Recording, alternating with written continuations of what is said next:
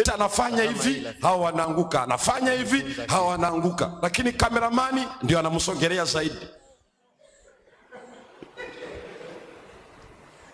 Hiyo nguvu yake haimwangushi kameramani, inaangusha tu wengine.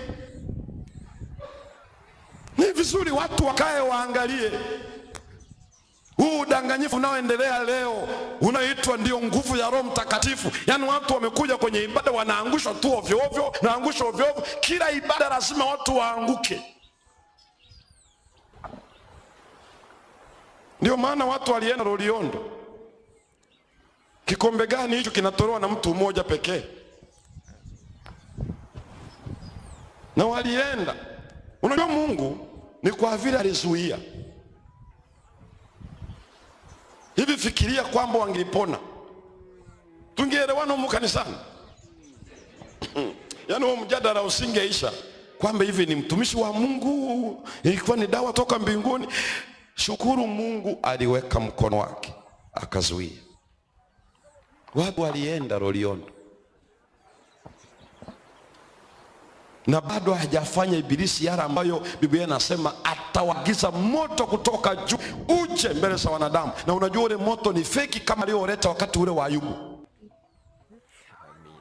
Msemaji anasema moto wa Mungu umeshuka, kumbe ni feki. Ibilisi hawezi kuumba hata mkaa.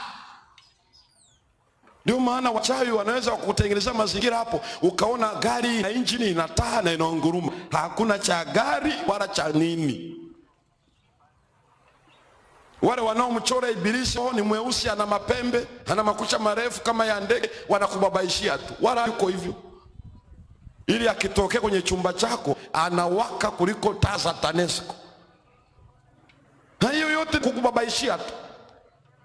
Alipowacholea watu shetani ana rangi nyeusi, siku hizi wamegoma rangi nyeusi, maana ni ya shetani. Wanatamani wakasariwe Ulaya. Wenzako walikuwa wanapelekwa wamewekwa minyororo, wametobolewa mpaka na miguu. Siku hizi tunaenda kwa hiari yetu. Afadhali wakuibia hela sio akili. Wakikuibia akili, kwani nani alikwambia nywele zako hazifai mpaka uweke zile za zilizonyolewa kule? Nani alikwambia? Who told you? Na hayo yote ni makosa ya wazazi. Wazazi wanapaswa wawaambie watoto wao, wewe ni mrembo bila nywele za kichini.